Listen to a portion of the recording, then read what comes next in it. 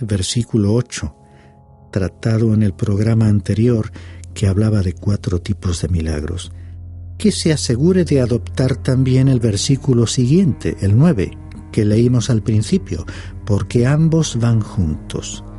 No quiero expresarme con aspereza, sino más bien recalcar que debemos interpretar estas palabras en su debido contexto.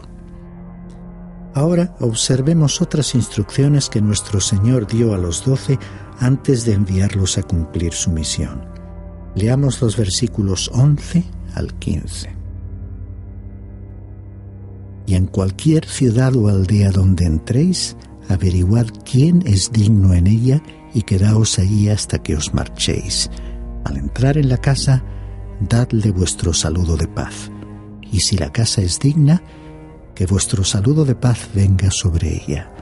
Pero si no es digna, que vuestro saludo de paz se vuelva a vosotros. Y cualquiera que no os reciba ni oiga vuestras palabras, al salir de esa casa o de esa ciudad, sacudid el polvo de vuestros pies. En verdad os digo que en el día del juicio será más tolerable el castigo para la tierra de Sodoma y Gomorra que para esa ciudad. Reitero lo dicho anteriormente, en el sentido de interpretar estas indicaciones como instrucciones transitorias para circunstancias locales concretas y válidas para el citado período de 3 años de servicio. Está claro que esta no es nuestra misión en la actualidad ni la actitud requerida a los misioneros modernos. En el próximo capítulo veremos lo que les sucedió a algunas de estas ciudades que fueron juzgadas. Leamos el versículo 16, que nos introduce al párrafo que explica lo que debían esperar los 12. Dice el versículo 16: Mirad, yo os envío como ovejas en medio de lobos. Por tanto, sed astutos como las serpientes e inocentes como las palomas. Habiéndoles hablado de la situación local, el Señor les presentó a aquellos hombres algunos grandes principios válidos para desempeñar la misión de ser testigos suyos. Estos principios son válidos para el tiempo y para la eternidad, y son verdaderamente apropiados para nuestra época. El Hijo de Dios debería ser sabio como una serpiente y tan inofensivo como una paloma. Resulta peligroso ser una cosa sin ser la otra. He conocido a algunos que son astutos como las serpientes, pero no precisamente inofensivos como las palomas. Otros son crédulos, inocentes como la paloma, pero les falta la sabiduría de la serpiente. La serpiente es peligrosa y la paloma está siempre en peligro. Así que debemos combinar ambas cualidades. Continuamos leyendo los versículos 17 al 20. Pero cuidaos de los hombres, porque os entregarán a los tribunales y os azotarán en sus sinagogas, y hasta seréis llevados delante de gobernadores y reyes por mi causa, como un testimonio a ellos y a los gentiles. Pero cuando os entreguen, no os preocupéis de cómo o qué hablaréis, porque a esa hora se os dará lo que habréis de hablar. Porque no sois vosotros los que habláis, sino el Espíritu de vuestro Padre que habla en vosotros. En aquellos tiempos estas cosas les sucederían a aquellos que servían a Dios, y desde entonces, mirando a la trayectoria histórica de la Iglesia y a situaciones actuales en algunos países, podemos decir que muchísimos cristianos han enfrentado y sufren aún estas situaciones de sufrimiento y persecución. Estos versículos se aplicarían a aquellos que, en situaciones locales y bajo condiciones adversas, no tendrían ocasión de preparar sus respuestas cuando fuesen arrestados a causa de la tarea que Jesús les había enviado a realizar. En los tiempos actuales, estas indicaciones no pueden aplicarse para justificar la ignorancia, la falta de disciplina y de estudio, y por supuesto, la falta de meditación y preparación espiritual. Continúa diciendo el versículo 21. Y el hermano entregará a la muerte al hermano y el padre al hijo, y los hijos se levantarán contra los padres y les causarán la muerte.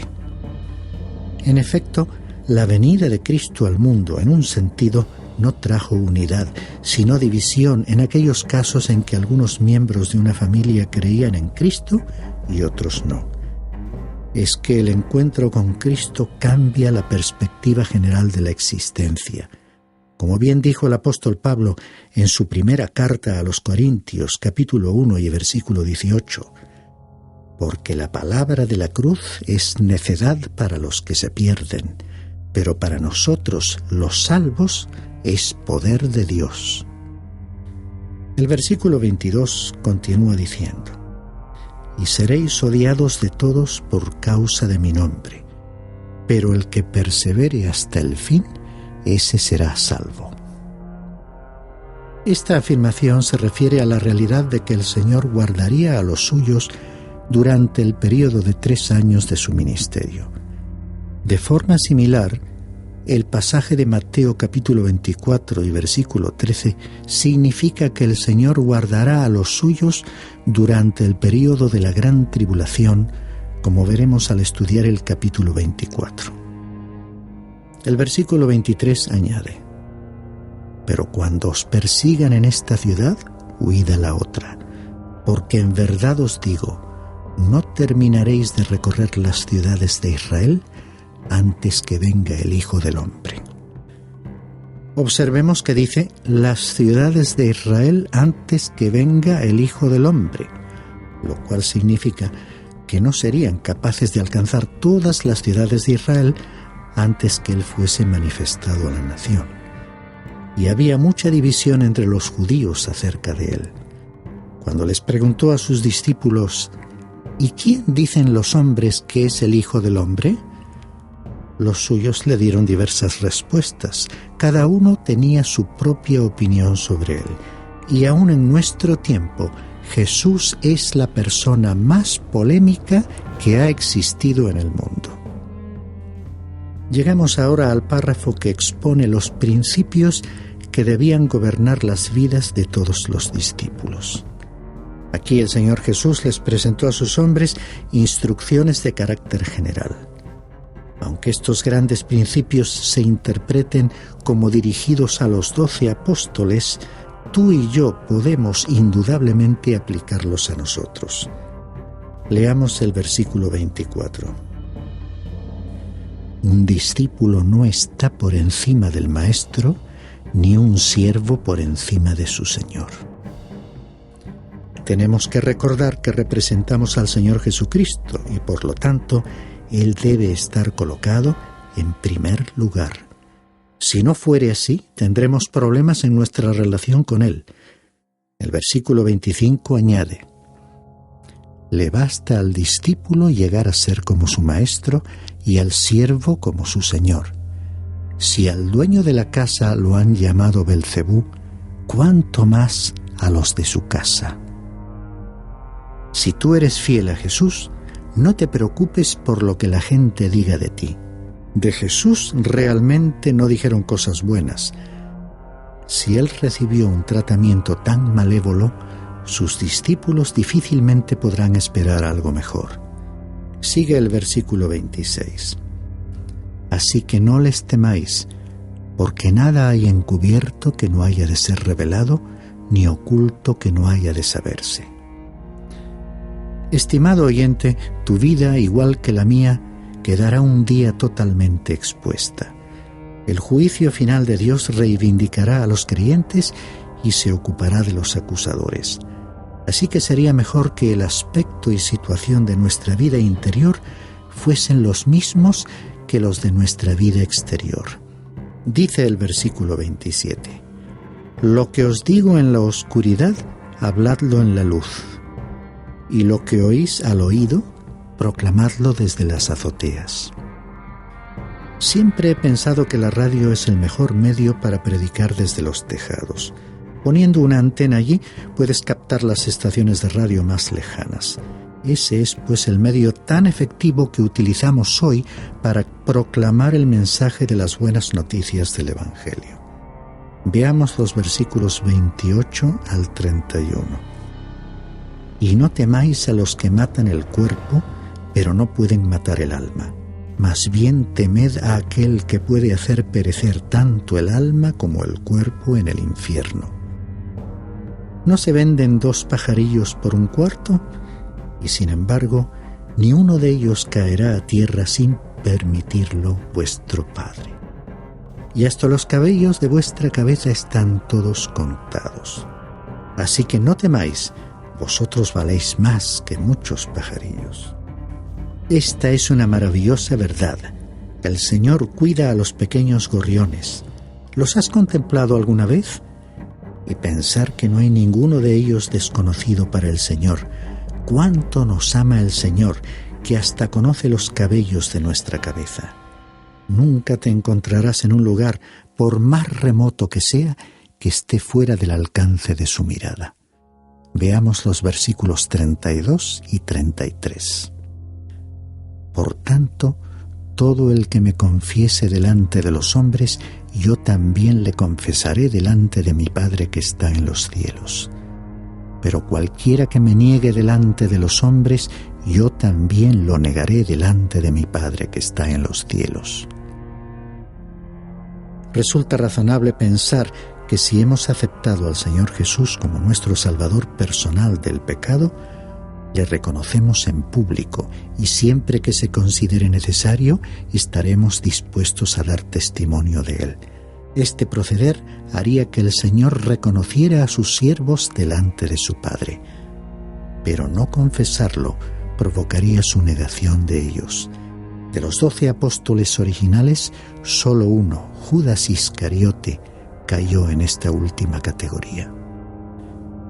Leamos los versículos 34 al 37. No penséis que vine a traer paz a la tierra. No vine a traer paz, sino espada. Porque vine a poner al hombre contra su padre, a la hija contra su madre y a la nuera contra su suegra. Y los enemigos del hombre serán los de su misma casa. Estas palabras no constituyen una negación del pacifismo, sino el reconocimiento de una realidad. Porque hasta que toda la injusticia sea erradicada y suprimida de esta tierra, la persona de Cristo causará la enemistad de Satanás y la batalla proseguirá. En su primera venida, Cristo no vino a traer paz. El pecado aún existe en el mundo y mientras permanezca sobre la tierra, Dios dice que no habrá paz para los malvados. Por causa de la predicación del Evangelio, se han dividido familias y se han separado hermanos. Hay unidad entre los creyentes, pero esa misma unidad marca una división entre ellos y el mundo no salvado. Pasemos a los versículos 37 y 38. El que ama al padre o a la madre más que a mí, no es digno de mí. Y el que ama al hijo o a la hija más que a mí, no es digno de mí. Y el que no toma su cruz y sigue en pos de mí, no es digno de mí. A menos que tú hayas comprometido tu vida a Cristo, pagando el precio de darle la prioridad en tus sentimientos, no puedes hablar mucho sobre un verdadero compromiso. Me impacta la frase, no es digno de mí. Muchos no lo somos, así que Él no va a utilizarnos a menos que estemos realmente comprometidos con Él. Gracias a Dios que Él no nos deja de lado y cuenta con nosotros. Dice el versículo 39, el que ha hallado su vida, la perderá, y el que ha perdido su vida por mi causa, la hallará.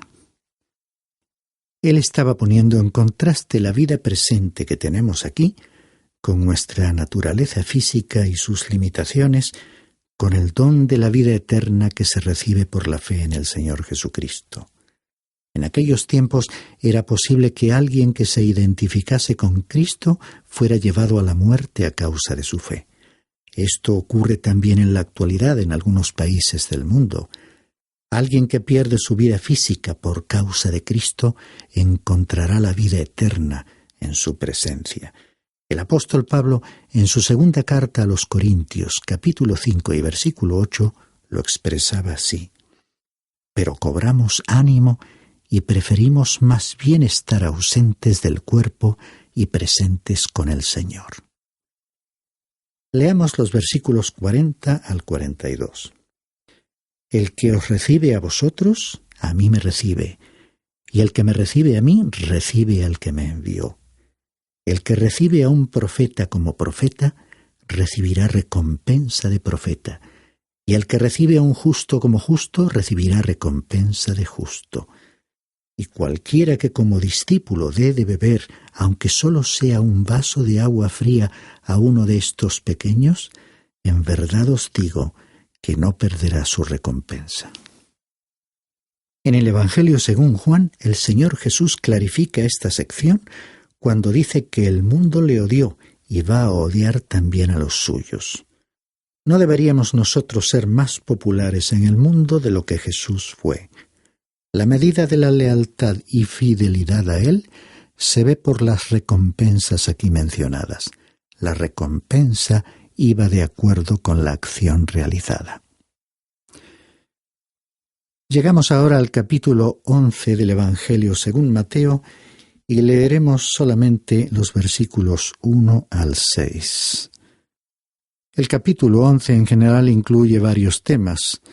Por ejemplo, cómo Jesús continuó su ministerio, fue interrogado por los discípulos de Juan, rechazó a las ciudades donde había realizado milagros extraordinarios y extendió una nueva invitación a los individuos. La misma tendencia en el curso de los acontecimientos continúa en este capítulo. El Señor había enviado a sus discípulos a las ciudades de Israel. La recepción que encontraron se resume en la palabra rechazo. Este capítulo marca una coyuntura decisiva en el ministerio de Jesús.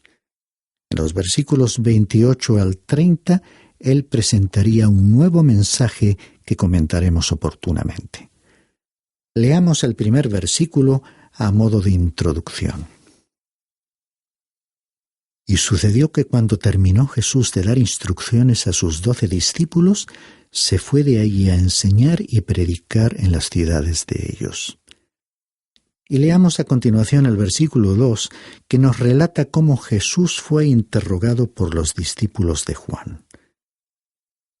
Dice el versículo 2, y al oír Juan en la cárcel de las obras de Cristo, mandó por medio de sus discípulos a decirle. En el capítulo 2 de este libro vimos que Juan el Bautista fue encarcelado. En el momento de nuestro relato ya había estado un tiempo en la prisión, manteniéndose informado por sus discípulos de las actividades del Señor Jesús.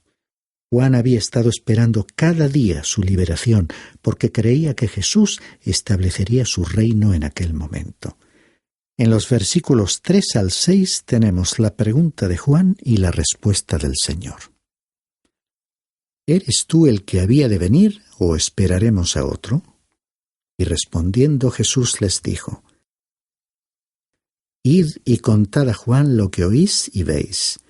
Los ciegos reciben la vista y los cojos andan. Los leprosos quedan limpios. Los sordos oyen. Los muertos son resucitados. Y a los pobres se les anuncia el Evangelio. Y bienaventurado es el que no se escandaliza de mí. La pregunta era lógica. Juan no se explicaba por qué el Señor se demoraba en ocupar su trono. La respuesta de Jesús fue notable y puede ser entendida a la luz de las credenciales que el Antiguo Testamento atribuía al Mesías. Sus palabras fueron una referencia directa al libro del profeta Isaías, capítulo 35, versículos 4 al 6. Sin embargo, cuando vino Jesús, no brotaron aguas en el desierto ni arroyos en la estepa solitaria, como anunciaba Isaías. ¿Por qué? Porque Él no estableció su reino cuando vino por primera vez. Pero Él era el Rey y tenía las credenciales del Mesías, tal como se lo estaba diciendo a Juan, y éste reconocería tales señales y milagros. Nuestro próximo programa continuaremos con las palabras de Jesús sobre aquel extraordinario profeta y personaje que fue Juan el Bautista.